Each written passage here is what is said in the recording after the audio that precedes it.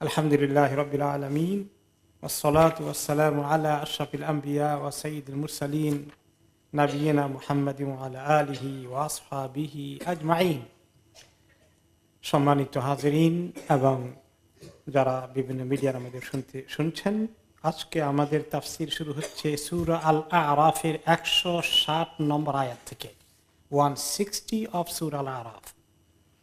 আমরা বনি ইসরাইলের কাহিনী শুনে আসছি, মুসা আলাইহিস সালামের উম্মতের কাহিনী।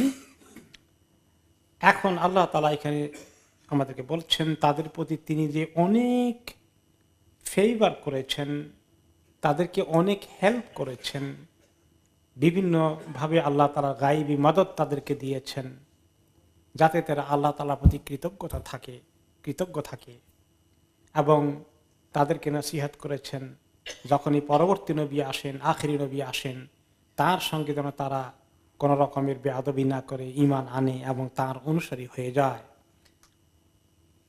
এবং এই কাহিনীটি তিনি এই কথাগুলো তাদের প্রতি ফেভারের কথা অনেক আয়াতে বলেছেন। সূরা আল বাকারাতে আমরা বিস্তারিত শুনেছি, এখন দেখতে পাচ্ছি সূরা আল আরাফেও বিস্তারিত এসেছে।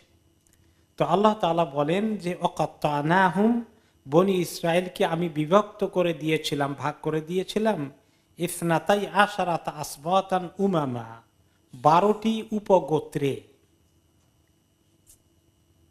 এই গোত্রের অনুসারী উম্মত হিসেবে।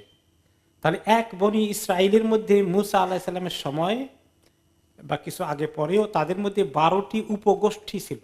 গোষ্ঠী তো একটা বনি ইসরায়েল, এটাকে 12টি উপগোষ্ঠীতে বিভক্ত করে দিয়েছেন শৃঙ্খলার স্বার্থে এবং একটা ডিসিপ্লিন অর্গানাইজ করতে যেন সুবিধা হয়, এরকম করে তাদেরকে 12টি ইউনিটে বিভক্ত করে দিয়েছেন। তার 12 জনের কেয়ার হবে, তারা 12 জন লিডার কবিলার ছিল, তারা পরিচালিত হতো। আর মুসা আলাইহিস সালাম তো নবী হিসাবে সবার উপরে তাদেরকে লিড করছেন।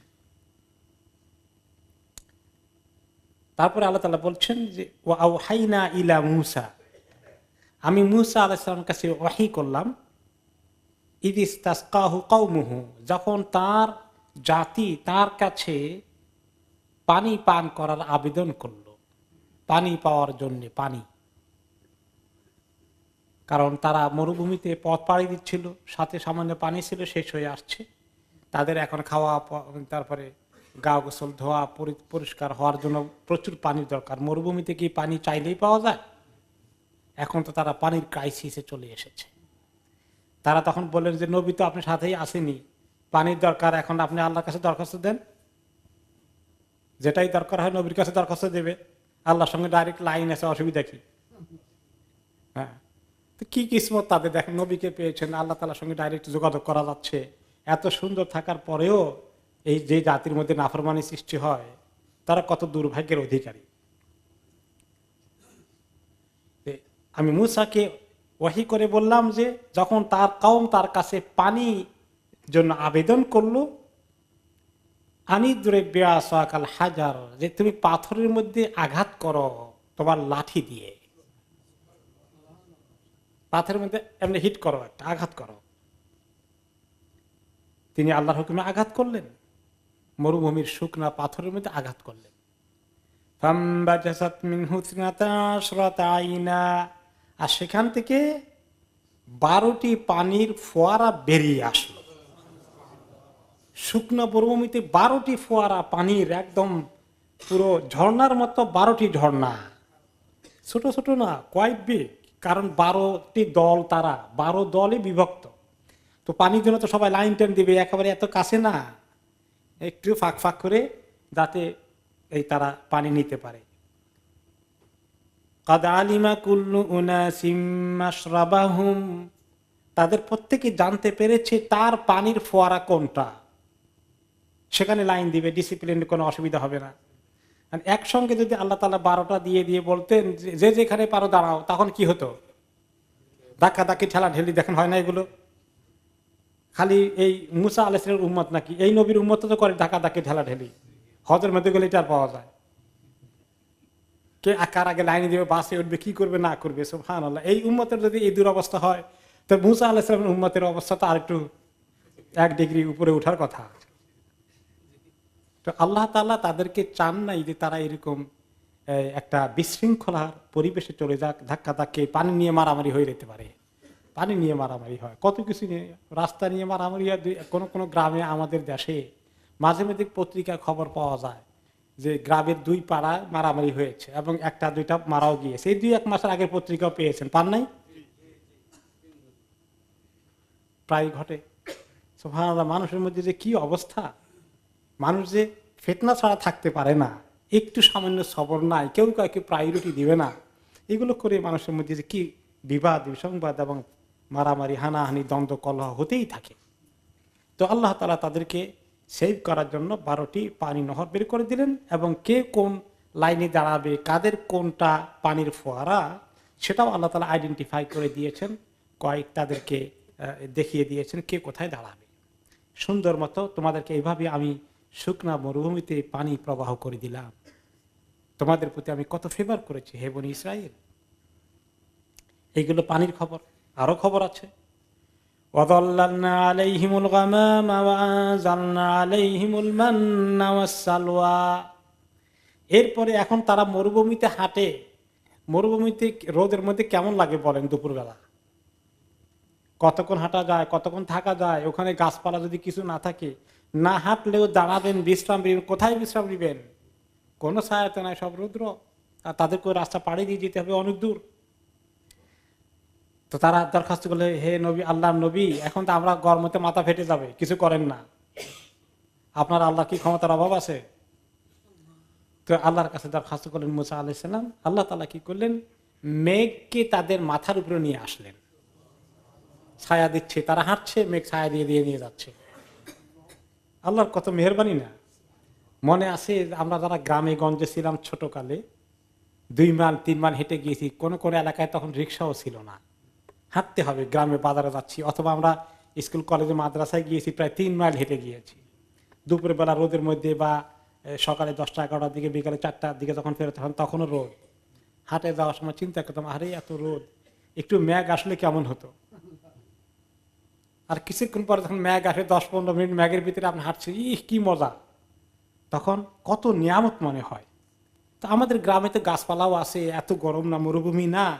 সেখানে এই মরুভূমিতে যদি আল্লাহ তাআলা এইভাবে এত নিয়ামতের ব্যবস্থা করেন, কত বড় নিয়ামত না! সেই নিয়ামতের কথা আল্লাহ তাদেরকে স্মরণ করিয়ে দিচ্ছেন। ওয়াযাল্লালনা আলাইহিমুল গামাম, আমি তোমাদেরকে মেঘের ছায়া দিয়ে পার করে দিয়েছি, মেঘের ছায়া তোমাদেরকে প্রোভাইড করেছি। আর ওয়া আনজালনা আলাইহিমুল মান্না ওয়াস সালওয়া, তোমাদের প্রতি মান এবং সালওয়া নাজিল করেছি। তারা ওখানে যখন মিশর থেকে পালিয়ে চলে যাচ্ছে, সাগর পাড়ি দিয়ে ওই পারে গেল, মরুভূমি দিয়ে পাড়ি দিচ্ছে, সেখানে তারা তো খাবারও সাথে নিতে পারেন নাই। এখন তো ক্ষুধায় অবস্থা কাহিল। এখন তারা কি করবে? ক্ষুধার্ত। তারা আবার দরখাস্ত দিল নবী আলাইহিস সালাম। আল্লাহ তাআলার কাছে দরখাস্ত দিলেন যে আল্লাহ, আমার উম্মত তো না খেয়ে মরবে, এখন আপনার কুদরতের অভাব নাই, আল্লাহ কিছু তাদেরকে খাবারের ব্যবস্থা করে দেন। আল্লাহ তাআলা মান এবং সালওয়া নাজিল করে দিলেন। এগুলোর তাফসীর আমরা বিস্তারিত শুনছি সূরা আল বাকারাতে। মুখতাসার ভাবে, মান হলো এক ধরনের হালুয়া, একদম রেডিমেড হালুয়া। সকালবেলা উঠে দেখে যে গাছের পাতার মধ্যে করে নাজিল হয়েছে, ফ্রেশ হালুয়া, কুকড, পাকশাক করা কোনো দরকার নেই। আর সালোয়া এক ধরনের ঘুঘু পাখির মতো, খুব সুন্দর পাখি, ফ্রাইড হয়ে চলে আসছে। এই দুটো খাবার মাশাআল্লাহ, তাদের কি জান্নাতি খাবার! আল্লাহর পক্ষ থেকে গায়বী কুদরত, এমন খাবার আল্লাহ সাপ্লাই দিয়ে দিলেন। আল্লাহ তাআলা বলে দিলেন যে খাও এগুলো এখন। কুলু মিন তাইয়্যিবাতি মা রাযাকনাকুম, এই যে এত পবিত্র খাবার দিলাম, এত ভালো উত্তম খাবার দিলাম, খাও আমার দেওয়া রিজিক থেকে, খাও, এনজয় করো। তবে আল্লাহ তাআলার প্রতি কৃতজ্ঞতা দরকার আছে, কিন্তু তারা তো আল্লাহর প্রতি কৃতজ্ঞতা প্রকাশ করলো না। মুখতাসার ভাবে আল্লাহ তাআলা এখানে এখন বলছেন, ওয়ামা যালামুনা ওয়ালাকিন কানু আনফুসাহুম ইয়াযলিমুন, এগুলা পেয়েও তারা তো আমার প্রতি কোনো জুলুম করেনি, বরঞ্চ নিজের প্রতি জুলুম করেছে। তারা জুলুম করলো কি, প্রতিদিন এক খানা, এই খানা কি এত ভালো লাগে নাকি, একটু ভ্যারাইটিস দরকার। কই ডাল দিবে, একটু পেঁয়াজ, একটু রসুন, একটু এই গম টম, এগুলো কিছু দরকার না, এগুলোর কথা বলে বসলো। এত রেডিমেড জান্নাতি খানা, এটার প্রতি এখন বিরক্ত হয়ে গেছে। ঈমান না থাকলে মানুষের ভালো জিনিসও ভালো লাগে না, তাই না? মানুষের এই আত্মতৃপ্তি বা কি বলে এটাকে, মানুষের তৃপ্তি, কানা, আমার যা আছে যা পাচ্ছি আলহামদুলিল্লাহ, আমি খুশি আছি এর উপরে, এই যে জিনিসটা, এটার অভাব থাকলে মানুষের অত্যন্ত উন্নত মানের জিনিস থাকলেও তার কাছে বোরিং হয়ে গেল। আর যখন মানুষের তৃপ্তি থাকে, যা আছে তার প্রতি সন্তুষ্টি থাকে, শুকরগুজার থাকে, তখন কোনো কমপ্লেন তার কাছে থাকে না। তো তারা কমপ্লেন করে বসলো, তারা এত ভালো খাবার আল্লাহ উঠাই নিলেন, তাদেরকে বলবেন পরবর্তী পর্যায়ে কোথায় যাবা, তোমাদের ওই সমস্ত ফুমিহা ও আদাসেহা বাসলেহা ওগুলো খাওয়ার জন্য, ডাল, তারপরে রসুন পেঁয়াজ এগুলো পাওয়ার জন্য কোথায় যাবা, পরে বলতেছেন আল্লাহ তাআলা। তো এই যে তারা চেঞ্জ করে ফেললো এত সুন্দর নিয়ামতকে, তারা, তো এটা তারা নিজেদের প্রতি আসলে জুলুম করলো, আল্লাহকে জুলুম করেছে। ওমা জালামুনা, আমার কোনো ক্ষতি হয়নি, আমাকে জুলুম করেনি, তারা নিজেদের উপরে জুলুম করেছে। وَإِذْ قِيلَ لَهُمُ اسْكُنُوا هَٰذِهِ الْقَرْيَةَ وَكُلُوا مِنْهَا حَيْثُ شِئْتُمْ وَقُولُوا حِطَّةٌ وَادْخُلُوا الْبَابَ سُجَّدًا نَغْفِرْ لَكُمْ خَطِيئَاتِكُمْ। আর আমি যখন তাদেরকে বললাম যে জেরুজালেমের কাছে গিয়ে ফিলিস্তিনের ওই শহরে বাইতুল মাকদেসের আশেপাশে, সেখানে তোমরা কি করো, হাদিহিল কারিয়া, এই লোকালয়, এই গ্রাম অথবা এই শহর, এই লোকালয়ে তোমরা কি করো, বসবাস করো, এখানেই থাকো, এখানে সবকিছু আছে, মানুষের প্রয়োজনের জন্য খাবার দাবার সবকিছু পাওয়া যায়। অকুলু মিনহা হাইসু শি'তুম, এখান থেকে তোমরা যেগুলো খেতে চাও, আশেপাশে যেখান থেকে যা শিকার করতে চাও, কৃষিকাজ করতে চাও, সব রকমের খাবার আছে, খাও, সেখানে গিয়ে খাবে, এগুলো সব পাওয়া যাবে। ওয়াকুলু হিত্তাহ, আর ওই গ্রামে বা শহরে ঢুকার সময় হিত্তাহ এই শব্দ উচ্চারণ করতে করতে যাও, হিত্তাহ হিত্তাহ এই কথা বলতে বলতে যাও। আমরা শুনেছিলাম সূরা বাকারাতে হিত্তাহ অর্থ কি, যে আল্লাহ আমাদের গুনাহগুলোকে সরিয়ে দেন, গুনাহগুলো ফেলে দেন। তা আমরা যে আপনার মাঝে মাঝে বেয়াদবি করেছি, নাফরমানি করেছি, যে গুনাহ হয়েছে, সেগুলো আল্লাহ মাফ করে দেন, সরিয়ে দেন, এই কথায় হিত্তার মধ্যে আসে তওবার মতো। এই কথা বলতে বলতে ঢুকো। আর ওয়াদখুলুল বাবা সুজ্জাদা, যখন ঢুকবে সেজদার হালতে ঢুকো, মাথা নিচু করে দাও, আল্লাহর কাছে দোয়া ইস্তিগফার তওবা করতে করতে ঢুকো, কোনো তাকাব্বর, অহংকার, অ্যারোগ্যান্স এগুলো সহকারে ঢুকো না, আল্লাহ তাআলার কাছে মাফ চাও, মাফ চাইতে চাইতে ঢুকো। তাহলে কি হবে, নাগফির লাকুম খাতিআতিকুম, ইতিপূর্বে যা তোমাদের বিভিন্ন গুনাহ খাতা হয়েছে, আমি এগুলো সব মাফ করে দেব। তাহলে এত সুসংবাদ দিলেন আল্লাহ তাআলা, দুনিয়া যা চায় তাও দিলেন, আর আখিরাতের জন্য গুনাহ মাফ করে দিবেন, আর কোনটা দরকার বান্দার? এত নিয়ামত আল্লাহ দিচ্ছেন। সানাজিদুল মুহসিনিন, এরপরে তোমরা যারা নেক কর্ম করতে থাকবে, নেককার হয়ে যাবে, আমি তোমাদেরকে আরো যে কত বাড়িয়ে দেব, অনেক বাড়িয়ে দেব। সানাজিদুল মুহসিনিন, নেককারদেরকে অনেক বাড়িয়ে দেব দুনিয়া আখিরাতে। এত সুন্দর নসিহত করে দিয়ে আল্লাহ তাআলা যাইতে বললেন। এখন তারা শহরের প্রান্তে এসে গেল, ঢুকবে। এখন তারা কি করলো, ফাবাদদালাল্লাযীনা যালামু মিনহুম কাওলান গায়রাল্লাযী ক্বিলা লাহুম, ঢুকার সময় হেত্তা, গুনাহ মাফ চাওয়া, তওবা, এই দরখাস্ত করার পরিবর্তে কয় হেত্তা কইয়া লাভ নেই, বলো হাব্বা, হাব্বা ফি হেন্তা অথবা হেন্তা। হাব্বা মানে দানা, দানা চাইছে তারা গমের দানা টানা, অথবা হেন্তা মানে গম। তো দুই আয়াত আছে যে হেত্তার জায়গায় হাব্বা বলেছে না হেন্তা বলেছে, তাহলে ওই আল্লাহর কথা ঠিক রাখলো না, তার মধ্যে গন্ডগোল লাগাই দিল, পরিবর্তন করে ফেললো। কি তেড়ামি, আল্লাহ তাআলার কথা রাখবে না, উল্টাই দিল সব। আর অন্য সূরাতে এসেছে তারা ঢুকার সময় মাথা নিচু না করে দিয়ে কি করলো, আল্লাহ বলছেন এমনি ঢুকো, তারা বললো যে না এমনি ঢুকবো, পাও আগে দিয়া পাছা টেনে টেনে গেল, অথচ আল্লাহ তাআলা বলছেন মাথা নিচু করে সেজদার হালতে ঢুকো, যা আল্লাহ তাআলা বলবেন তার বিপরীত। এই নবী আলা লোকদের যদি এই খাসলত হয়, যেটা এই উম্মতের মধ্যেও কিছু কিছু ঢুকছে, কারণ মুসা আলাইহিস সালামের কওমের অপরাধগুলো এই উম্মতের মধ্যে ঢোকার প্রচুর সম্ভাবনা আছে। এই জন্য কোন নবীর কাহিনী এবং উম্মতের সঙ্গে নবীর সম্পর্ক এবং নাফরমানির কথা বেশি আলোচনা হয়েছে কোরআনের মধ্যে? মুসা আলাইহিস সালামের। কারণ তাদের নাফরমানির ইতিহাস অনেক লম্বা এবং ওগুলো অনেকগুলোই এই উম্মত করে বসবে, সেই জন্য সাবধান করতে গিয়ে আল্লাহ তাআলা তাদের কথা বারে বারে বলছেন। তো আল্লাহ তাআলা যখন তারা এইরকম বেয়াদবি করে ফেললো, উল্টা করলো, যা আল্লাহ তাআলা হুকুম দিয়েছেন তার বিপরীত কাজ করলো, তখন আল্লাহ তাআলা নাখোশ হয়ে গেলেন। فأرسلنا عليهم رجزا من السماء بما كانوا يظلمون। তাহলে আমি কি করলাম, তখন আকাশ থেকে তাদের প্রতি রিজজান পাঠিয়ে দিলাম। রিজ অর্থ কি? আযাব, পানিশমেন্ট পাঠিয়ে দিলাম। কি পানিশমেন্ট পাঠালেন? কোন কোন তাফসিরে এসেছে পানিশমেন্টটা ছিল বিশাল মহামারী। মহামারীতে তাদের বিরাট হাজার হাজার মানুষ শেষ হয়ে গেছে অল্প কয়েকদিনের মধ্যে। আযাব, মহামারী আযাব না? মনে আছে ছোটকালে আমরা দেখেছি দেশে কলেরা, বসন্তের মহামারী চলে, আযাব। এরকম আযাব এসে অল্প কয়েকদিনে প্রচুর মানুষ নিঃশেষ হয়ে গেল। বিমা কানু ইয়াযলিমুন। আমি কেন এই আসমান থেকে বলে, আমাদের দেশে বলে না আসমানি বলা জমিনি বলা, আসমান থেকে যে বলা যে আযাব এর ফয়সালা করে দিয়েছিলাম, বিমা কানু ইয়াযলিমুন, যে এই কারণে তারা যে জুলুম করছিল, নিজেদের উপরে জুলুম করছিল। আল্লাহকে জুলুম করা যায়? আল্লাহকে জুলুম করার শক্তি কারো আছে? না, নিজেকেই জুলুম করেছে। যে গুনাহ করে নিজেকে জুলুম করে, আল্লাহকে জুলুম করে না। তাদের পাপের শাস্তি তাদেরকে পে করতে হলো। এই একটি কাহিনী এই আয়াতের মধ্যে তাদেরকে অনেকগুলো নাফরমানির প্রথমে পুরস্কার, ফেভারের আল্লাহর পক্ষ থেকে নিয়ামতের খবর দিয়ে সেগুলোর সঙ্গে তারা কিরকম নাফরমানি করলো তার এক্সাম্পল আসলো, এবং যে কারণে তারা শাস্তির আযাবের উপযুক্ত হয়ে গেল। এরপর আরেকটি কাহিনী আসছে যেখানেও তারা আযাবের উপযুক্ত হয়ে গেল। আরেকটি ঘটনা,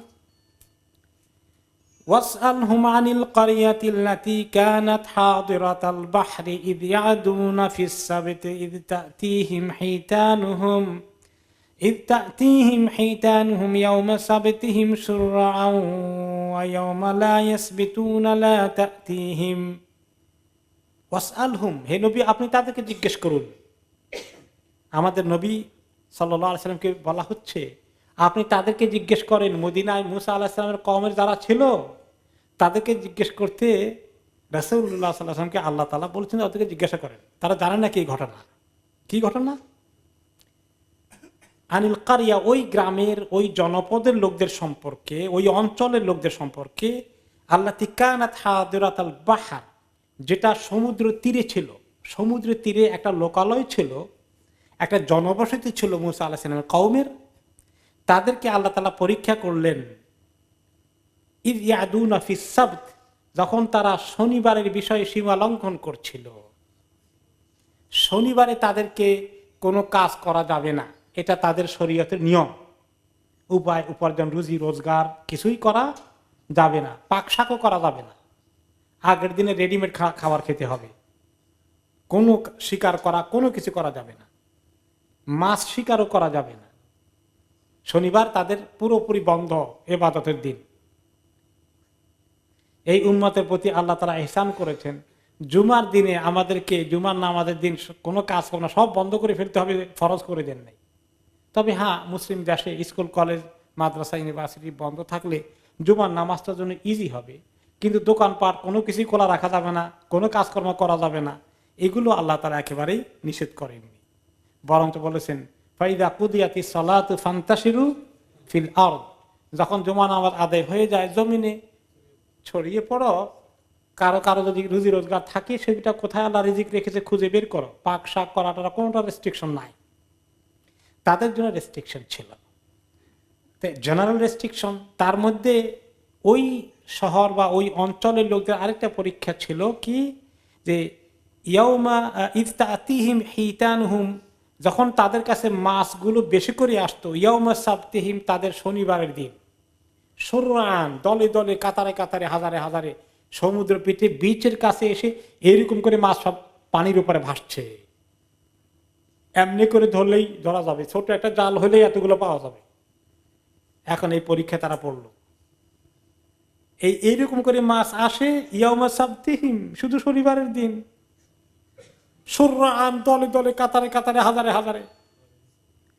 ওয়ায়াউমা লা ইয়াসবিতুনা লা তাতিহিম, আর যেদিন শনিবার নাই সেদিন আর এগুলো আসে না, সেদিন স্বাভাবিক। এখন সমুদ্র তীরে এত মাছের আনাগোনা দেখে জিহ্বা সামলায় কেমনে, কি পরীক্ষা পড়ছে। তো আল্লাহ তাআলা বলেন কাযালিকা নাবলুহুম বিমা কানু ইয়াফসুকুন, যে এত বড় পরীক্ষা আল্লাহ তাআলা ফেললো কেন তাদেরকে, আমাদেরকে তো ফেললেন না। আমাদেরকে যদি বলতেন শুক্রবারে মাছ এরকম নদীর কানায় কানায় ভর্তি হয়ে থাকবে, তাহলে আমাদের কি অবস্থা হতো বলেন দেখি। ইন্না লিল্লাহ, এত বড় পরীক্ষা যে আল্লাহ তাআলা আমাদেরকে ফেলেন না এই উম্মতকে, আমরা বলি আলহামদুলিল্লাহ। তারা এই পরীক্ষা আল্লাহ তাআলা নিজেই বলছেন যে কাযালিকা নাবলুহুম, আমি এভাবে তাদেরকে পরীক্ষা করেছি। কেন করেছি? বিমা কানু ইয়াফসুকুন, তারা যে ফাসিকি কাম করেছে, কয়েকবার আমার সঙ্গে নাফরমানি করেছে, এটা শাস্তি হিসাবে বড় পরীক্ষায় ফেলে দিয়েছিলাম। বলেছি যে লোভ সামলাইতে হবে আজকে।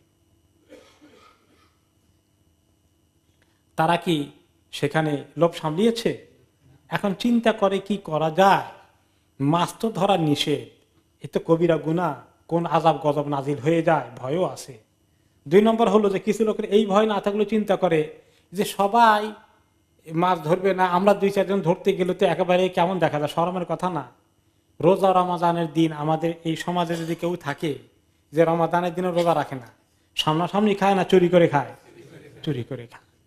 কারণ সামনাসামনি খাইলে কি হবে? গুনাহ তো হবে, আরেকটা কি হবে?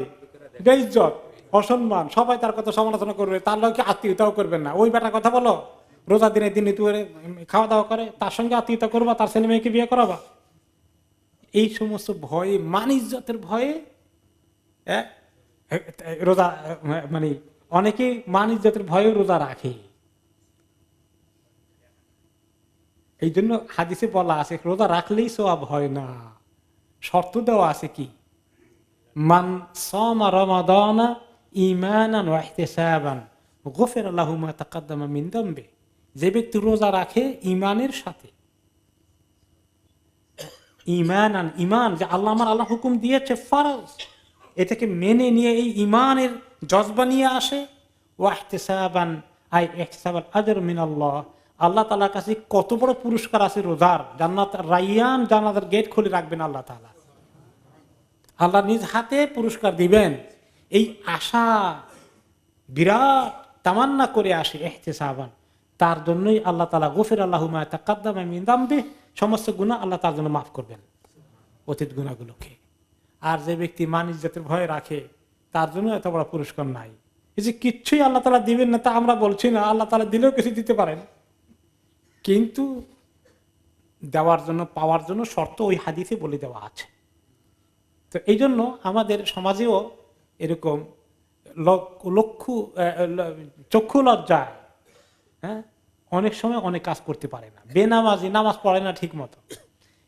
এমন এক মজলিসে সে গিয়েছে যে মজলিসে 40 জন আছে, সেখানে যদি 35 জনই নামাজ পড়ে, 39 জনই পড়ে, আর 1টা 2টা 3টা 5টা, তখন বাধ্য হয়ে কি করে? নামাজ পড়ে, ওযু থাকুক আর নাই থাকুক। আউযুবিল্লাহ। ওযু ছাড়া নামাজ পড়লে তো গুনাহ আরো বেশি হবে, সওয়াব তো দূরের কথা।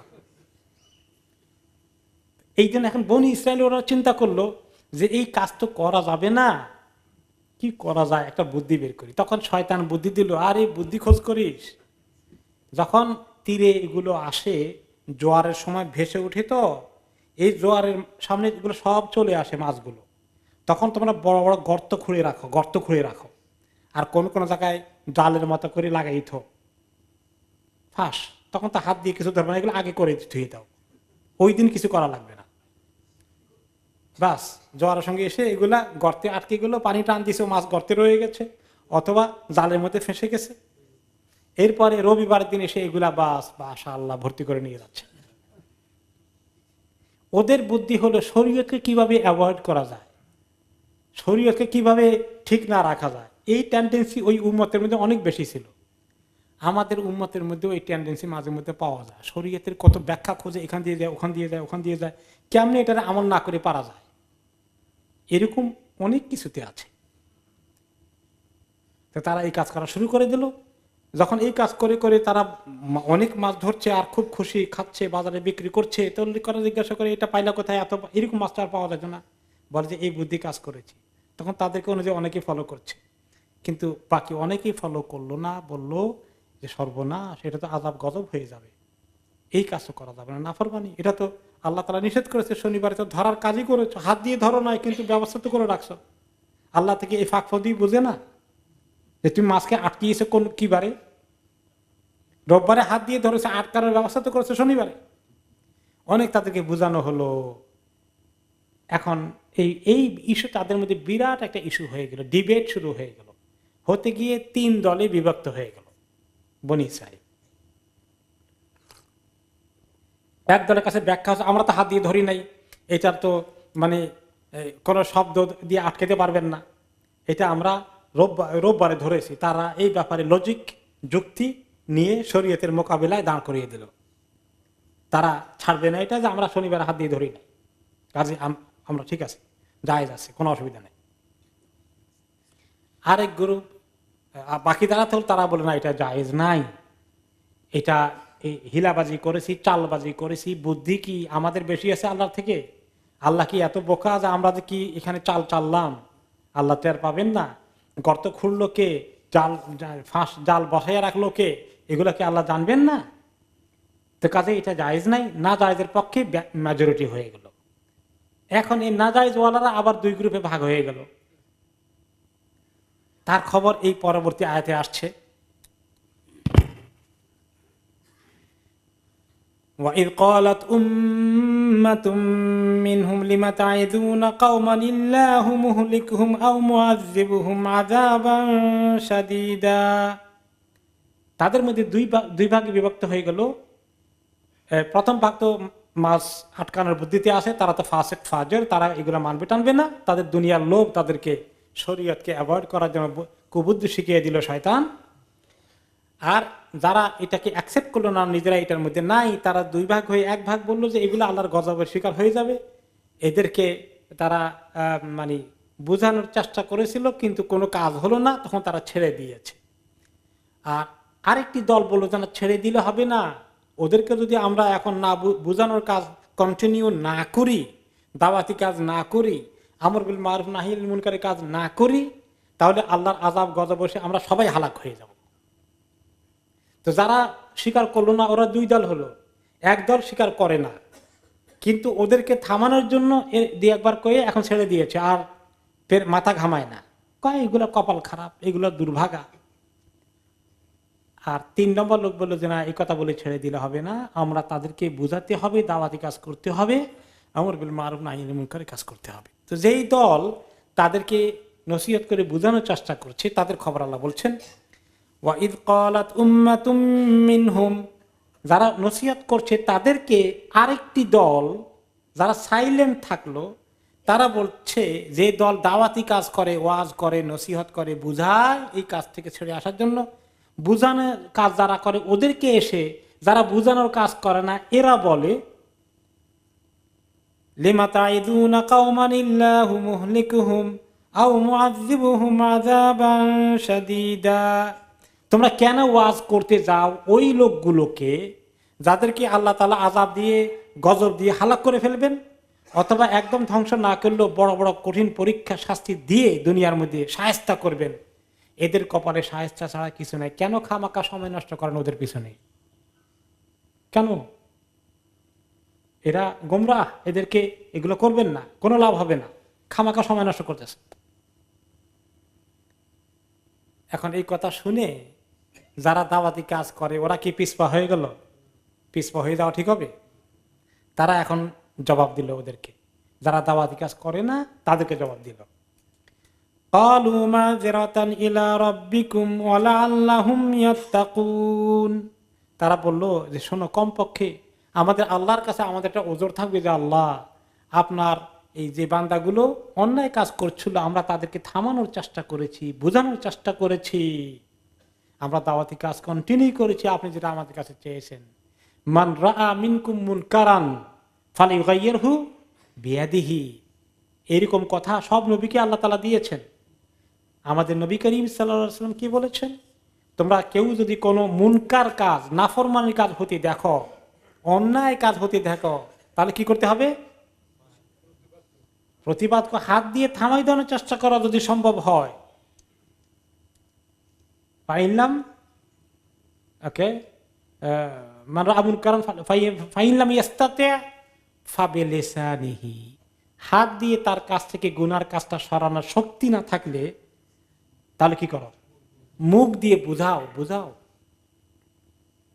ফাইনলাম ইয়াস্তাতি ফাবিকালবিহি, আর যে এটাও পারবে না, বুঝাতে গেলেও মেরে শেষ করে দিবে, তাহলে অন্তর দিয়েও ঘৃণা করুক, তামান্না করুক যে আল্লাহ এই গজব আমাদের কাছে উঠাই নাও, এর গুনার জিনিস উঠাই নাও আল্লাহ, তারা অন্তরে এটার পেরেশানি থাকবে।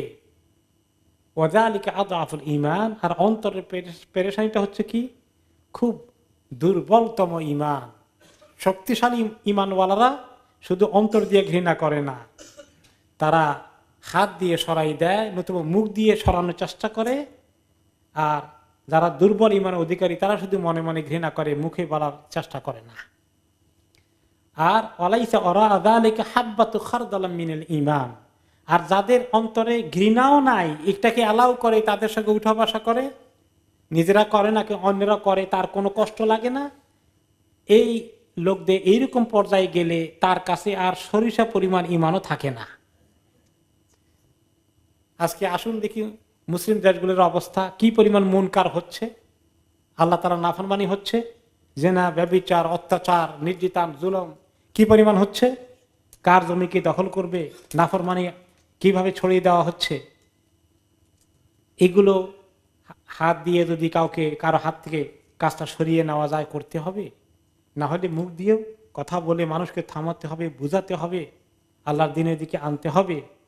তা না হলে অন্তর দিয়ে কমপক্ষে ঘৃণা করে যে আল্লাহ কি যে হচ্ছে, তোমার কাছে পানা চাই এই মুসিবত থেকে, আন্তরিকভাবে ঘৃণা পোষণ করতে হবে। কিন্তু যে সমস্ত মানুষের, মুসলিম দেশের লোকদের ঘৃণাও নাই, কোনো খবরও নাই, কোনো অনুভূতি নাই অন্তরের মধ্যে, অন্তরে দংশন হয় না, তাদের ব্যাপারে আল্লাহ তাআলার ফয়সালা কি? তিনি বলছেন, নবী করিম সাল্লাল্লাহু আলাইহি সাল্লাম বললেন যে এদের অন্তরে সরিষা পরিমাণ ঈমানও আর নাই। এই পরীক্ষায় মুসলিম দেশে কত মুসলমান টিকবে?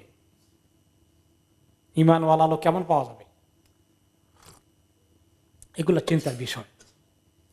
তো তাদের মধ্যে এই দুই দল, যারা এই অপকর্ম করে না কিন্তু ঠেকানোর চেষ্টা করে না, তারা বলে যারা ঠেকানোর চেষ্টা করে কেন এই সমস্ত ঝামেলা করেন, বাদ দেন, এগুলা কোনো লাভ হবে না, এদেরকে আল্লাহ হালাক করবে। এটা রং। কোন গ্রুপ রাইট ছিল? যারা দাওয়াতি কাজ করেছে, এবং তারা বলে যে মা'যিরাতান ইলা রাব্বিকুম, আল্লাহ তাআলার কাছে আমাদের ওজর হবে যে আমরা আমাদের দায়িত্ব পালন করেছি। ওয়ালা আল্লাহুম ইয়াত্তাকুন, আর আশা করা যায় হয়তোবা আল্লাহ তাআলা তৌফিক দিলে তাদের মধ্যে আল্লাহর ভয় সৃষ্টি হতেও পারে। একদম নিরাশ হওয়া তো কোনো ঠিক না, মুমিনকে আশাবাদী হয়ে দাওয়াতি কাজ করতে হবে। এই জন্য মুসা আলাইহিস সালামকে আর হারুন আলাইহিস সালামকে কার কাছে পাঠালেন? ফেরাউনের কাছে। ভালো করে বুঝাও, একটু নরম ভাষায় বুঝাও। লাআল্লাহু ইয়াতাযাক্কারু আও ইয়াখশা, হয়তোবা সে শিক্ষা গ্রহণও করতে পারে, ভয় করতেও পারে। এই কথা আল্লাহ বলে দিচ্ছেন মুসা আলাইহিস সালামকে আর হারুনকে। তো আল্লাহ কি জানেন না ইন অ্যাডভান্স যে ফেরাউন এগুলা গ্রহণ করবেন না? তো আল্লাহ তাআলা কেন বলেন হয়তোবা সে করতেও পারে? আল্লাহর নলেজে তো আছে যে সে কবুল করবে না, আল্লাহ ভালো করে জানে। কিন্তু মুসা আলাইহিস সালামকে দায়িত্ব পালন করার জন্য বলছেন তুমি এই যে এক নিরাশ হইও না, তুমি আশা করে যাইতে থাকো, তোমার কাজ হলো এটা।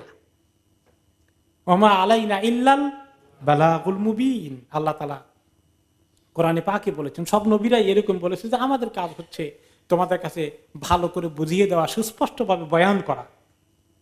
এই উম্মতকে এই কাজ করতে হবে। আর যদি এই কাজ না করে, ওই যে যারা কাজ করেছিল দাঈ ইলাল্লাহ, তারা বলছে আল্লাহর কাছে আমাদের ওজর থাকবে না। এবং সহিহ হাদিসে কি আসছে, একটি কওমের মধ্যে আল্লাহ তাআলা খুব নাফরমানি হচ্ছিল। একজন আল্লাহওয়ালা লোক আছে শুধু, আর সবগুলো একদম শয়তানের চামুন্ডা। আল্লাহ তাআলা জিবরিল আলাইহিস সালামকে পাঠালেন, এই কওমকে হালাক করে দাও, তারা এত পাপ করেছে, তাদের জমিনে থাকার অধিকার আমি আর দেব না, নিঃশেষ করে দেব, যা উল্টাই দাও, ভূমিকম্প দিয়ে যা দিয়ে শেষ করে দিয়ে আসো। পৃথিবীতে টাইম টু টাইম এগুলো হয় না? ভূমিকম্প হয়, ভূমিধস হয়, বন্যা, মহামারী, সাইক্লোন, তারপরে আগ্নেয়গিরি, লাভা, সবকিছু নিঃশেষ করে দেয়। তো জিবরাইল আলাইহিস সালাম আসছেন, আযাব চালু করে দিবেন। আর দেখেন যে একটা লোক খুব দিনদার, সারা দিন আল্লাহর ইবাদত করে। তিনি আযাব না স্টার্ট না করে দিয়ে আল্লাহর কাছে আবার গেলেন, আল্লাহ আপনার এমন এক আল্লাহর বান্দা পাইলাম, এত আবেদ মানুষ, এত দিনদার, সারা দিন আপনার ইবাদতে মশগুল, এই কেমনে আল্লাহ পুরো গ্রামকে আমি শ্বাস করে দেই, এই বেচারাকে কি করা? তো তিনি কি বললেন যে তাকে দিয়েই শুরু করো, তাকে দিয়ে স্টার্ট করো। কেন? লামিয়াতা মা আর ওয়াজহুহু, যে আল্লাহ এত নাফরমানি হচ্ছে, তার চেহারায় কোনো কষ্ট ফুটে উঠে নাই কোনো সময়। তাহলে মুমিনের দিলে কষ্ট লাগবে এবং চিন্তা করবে, পেরেশানি থাকবে যে কিভাবে এই মুনকার থেকে দেশ, জাতি, কম, গ্রাম, শহরকে উদ্ধার করা যায়। এইটা মুমিনের ডিউটি। এইটা না হলে আল্লাহর আযাব চলে আসবে সবার প্রতি। এই জন্য ওই কথাই বনি ইসরাইল লোকেরা বুঝেছিলেন, ওই গ্রুপটা যারা দায়ীর আল্লাহর কাজ করেছেন, মাযিরাতান ইলা রাব্বিকুম, আমরা এই জন্য যাচ্ছি, তারা যদি কবুল নাও করে আমাদের আল্লাহর কাছে আমাদের ওজর রেডি হয়ে যাবে যে আল্লাহ আমরা চেষ্টা করেছিলাম, ব্যাস, আমাদের আর চিন্তা থাকবে না। আর ওয়ালা আল্লাহুম ইয়াত্তাকুন, আর বলা যায় না, হয়তো তাদেরকে আল্লাহ তৌফিক দিতেও পারেন, হয়তোবা তারা হেদায়েত পেতেও পারে। এই জন্য আমরা দাওয়াতি কাজ করেই যাব। আল্লাহ তাআলা দাওয়াতি কাজ করে গেলেন। এখন এই যে এত গ্রুপ হয়ে গেল, তারা দাওয়াতি কাজ করে গেল, বাকিদের কি অবস্থা হলো, এদের কি অবস্থা হলো? ফালাম্মা নাসু মা যুক্কিরু বিহি আযাইনাল্লাযীনা ইয়ানহাউনা আনিস সূ,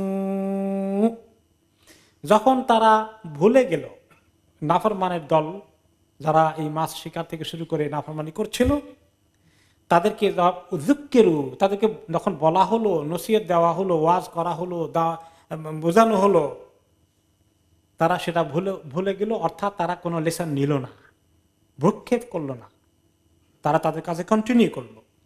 তখন আমি তো আযাবের ফয়সালা করে দিয়েছি তাদের প্রতি।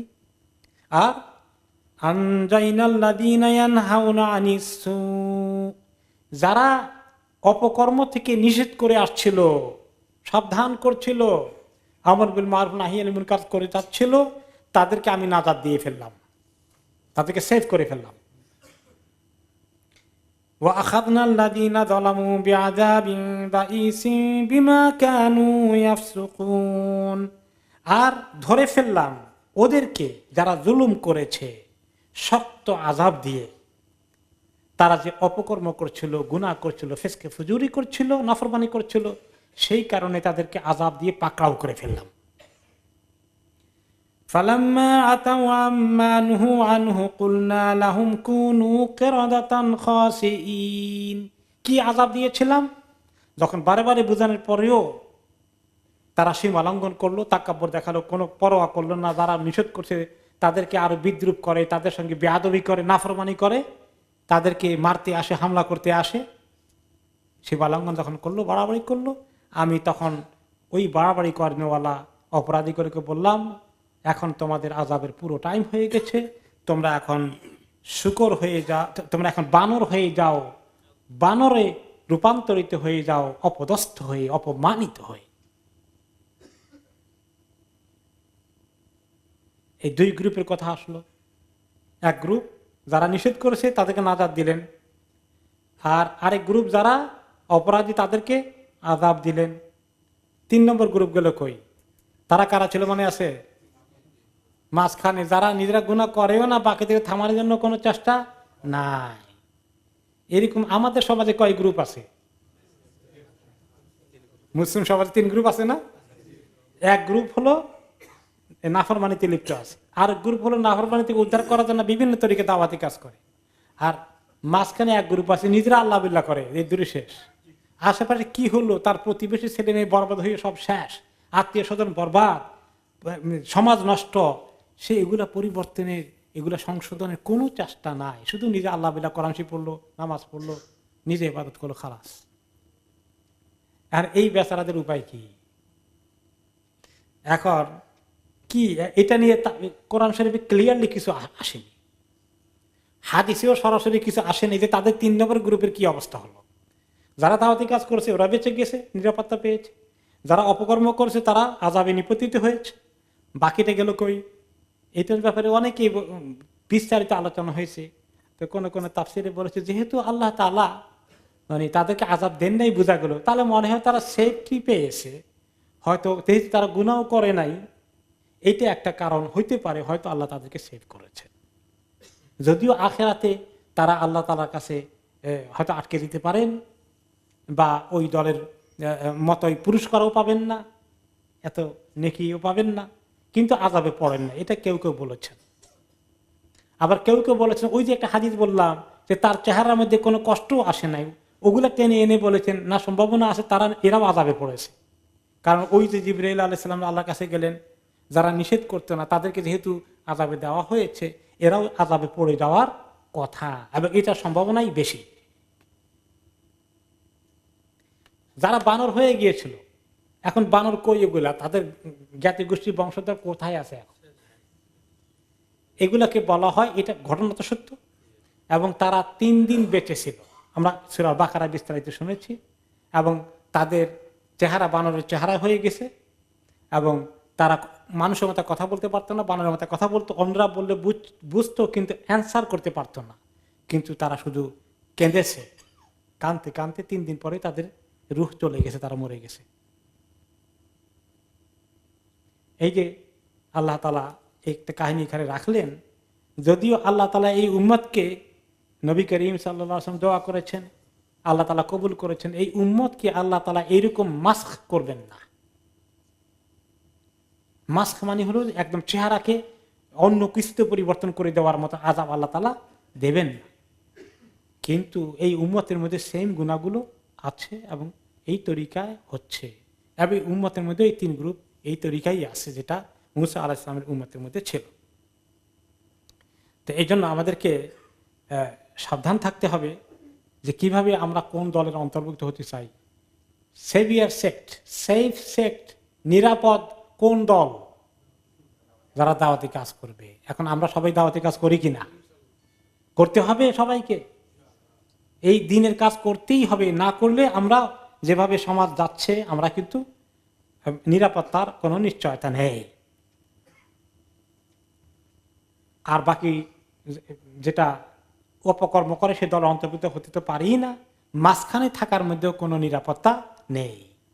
হকের পক্ষে থাকতে হবে, হকের জন্য কাজ করতে হবে, তাওয়াসবিল হক, তাওয়াসবিস সবর, সবরের সাথে এই দ্বীনি দাওয়াতি কাজ করে যেতে হবে। তো এই ঘটনাগুলো বনি ইসরাইল লোকেরা জানতো, কিন্তু তারা এগুলো সচরাচর প্রকাশ করতো না, প্রচার করতো না, লুকিয়ে রাখতো। তো আল্লাহ তাআলা ওই 163 নম্বর আয়াতে বললেন ওয়াসআলহুম আনিল কারিয়া, তাদেরকে জিজ্ঞাসা করেন তো ওই গ্রামের খবর, যে গ্রামের মধ্যে মাছের খবর ছিল, শনিবারের খবর ছিল, এবং নাফরমানি করার কারণে কি হয়েছে, বানরে রূপান্তরিত হয়ে জিজ্ঞাসা করেন দেখি। এই কথা বলে তাদেরকে এক্সপোজ করে দেওয়া হয়েছে এবং সাবধান করে দেওয়া হলো যে তোমরা যদি ওই নবীর সঙ্গে যে অবস্থা করেছো, এই নবীর সঙ্গে যদি তোমরা বেয়াদবি করো, তাহলে তোমাদের পরিণতি কি হতে পারে তোমরা চিন্তা করে দেখো।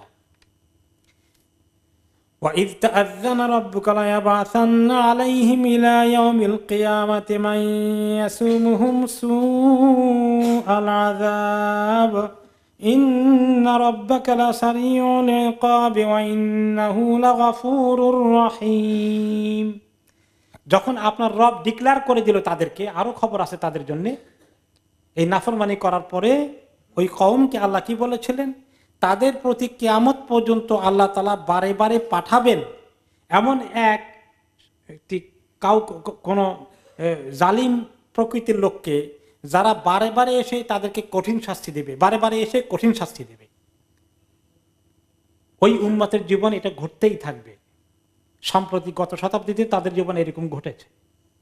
সামনেও হতে পারে, কিয়ামত পর্যন্ত এরকম ঘটতে পারে বলে আল্লাহ তাআলা এখানে 167 নম্বর আয়াতে ইঙ্গিত করেছেন।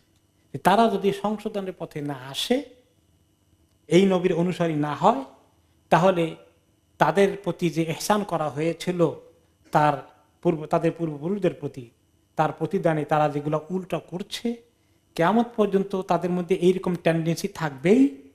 আর কিয়ামত পর্যন্ত টাইম টু টাইম এক এক যুগে তারা বড় ধরনের ক্ষতিগ্রস্ত হওয়ার সম্মুখীন হবে। এই মুহূর্তে শুধু নবী মুহাম্মদ সাল্লাল্লাহু আলাইহি ওয়াসাল্লাম উম্মতকে ক্ষতিগ্রস্ত হতে দেখা যাচ্ছে, তাই না? আমাদের এই উম্মতের ক্ষতিগ্রস্ত হওয়া যুগে যুগে হয়েছে, পরীক্ষা হয়েছে। যারা ক্ষতিগ্রস্ত শিকার হয়ে যায়, আল্লাহ তাআলার কাছে তাদের দরাজাত বুলন্দ হবে, কোনো সন্দেহ নাই, দিন সহকারে গেলে। কিন্তু এই উম্মতকে এমন ভাবে নিঃশেষ করা যাবে না যে উম্মতের অস্তিত্ব কোয়েশ্চেনেবল হয়ে যায়, এটা হবে না। নবী করিম সাল্লাল্লাহু আলাইহি ওয়াসাল্লাম দোয়া করেছেন যে আমার উম্মতকে যেন তার দুশমনরা এমন ভাবে শেষ না করে যে আমাদের উম্মতের অস্তিত্ব না থাকার প্রশ্ন হয়ে যায়। এরকম বড় ধরনের কোনো হামলা ঘটবে না। হয় মাঝে মধ্যে হাজার হাজার লোক হয়, কোনো জায়গায় লক্ষ লোক চলে যেতে পারে, কিন্তু এই উম্মতের বিরাট অংশের অস্তিত্ব তখনও বিরাজমান থাকবে। কিন্তু তাদের জন্য ক্ষতিটা অনেক বড় হবে তাদের তুলনায়, এদের তুলনায়। সেই খবর এখানে আসে যে মাই ইয়াসুমুহুম সুআল আযাব, যারা তাদেরকে খুব কঠিন শাস্তি দেবে। ইন্না রাব্বাকা লাসারিউল ইকাব, আপনার রব অনেক দ্রুত শাস্তি দিতে সক্ষম। আল্লাহ তাআলা শাস্তি দিতে সময় লাগে, তিনি যখন প্ল্যান করেন তখনই কার্যকরী করতে পারেন। কিন্তু যদিও তিনি পরিকল্পিত, তার প্ল্যান আছে, আমাদের মতোই তিনি প্ল্যান করেন না। তার প্ল্যান অনেক বড় প্ল্যান। তিনি যখন করার সিদ্ধান্ত করেন, যেই সময় করতে চান সেই সময় তিনি দ্রুত গতিতেই করতে সক্ষম। ওয়া ইন্নাহু লাগাফুরুর রহিম, তাদেরকে একতরফা আল্লাহ তাআলা শুধু শাস্তির ভয় দেখাচ্ছেন না, আল্লাহ তাআলা চান তারাও নিরাপত্তা পেয়ে যাক, তারা আল্লাহর দিকে চলে আসুক। আল্লাহ নিজস্ব পরিচয় দিচ্ছেন, আল্লাহ জাল্লা ওয়ালা, ওয়া ইন্নাহু, নিশ্চয়ই তিনি আল্লাহ, লাগাফুর, অবশ্যই ক্ষমাকারী, রহিম, দয়াময়। তারা যদি এখনো তওবা করে, আল্লাহ তাআলার কাছে অনুতপ্ত হয়ে যায়, আল্লাহ তাআলা তাদেরকে শাস্তি দিতেই হবে। এটা আল্লাহ তাআলার মাকসুদ নয়। আল্লাহ তাআলা কোনো মানুষকেই শাস্তি দেওয়ার জন্যই পরিকল্পনা করে বসে আছেন, শাস্তি দিতেই হবে, এটা আল্লাহ তাআলার কাছে না। তিনি ক্ষমার জন্য, প্রত্যেকে ক্ষমার জন্য তিনি প্রস্তুত আছেন, শুধু তাকে আল্লাহ তাআলার কাছে আসতে হবে। আসুন, যে আমরা এখানে যেটা দেখলাম যে ওই নবীর মূসা আলাইহিস সালামের উম্মতের উপর যে সমস্ত পরিস্থিতিগুলো এসেছে, এগুলো আমাদের উপরে যে ঘটে যাচ্ছে, সেই ক্ষেত্রে আমরা আল্লাহ তাআলার কাছে কিভাবে আযাবের অবস্থা থেকে পরিত্রাণ পেতে পারি, কিভাবে আমরা আল্লাহ তাআলার কাছে নিরাপত্তা পেতে পারি, সেই লাইনে আমাদেরকে আসতেই হবে। আমাদের নাফরমানি ছেড়ে দিতে হবে। আমাদের সমাজকে নাফরমানি মুক্ত করার জন্য সবাইকে সক্রিয় ভূমিকা পালন করতে হবে। আল্লাহ রাব্বুল আলামিন তৌফিক দান করুন। মূসা আলাইহিস সালামের নবীর কাহিনী আরও আছে, যেটা আমাদের সঙ্গে আরও কিছু জিনিস মিলবে, সেগুলো আমরা আগামী সপ্তাহে শুনবো ইনশাআল্লাহ।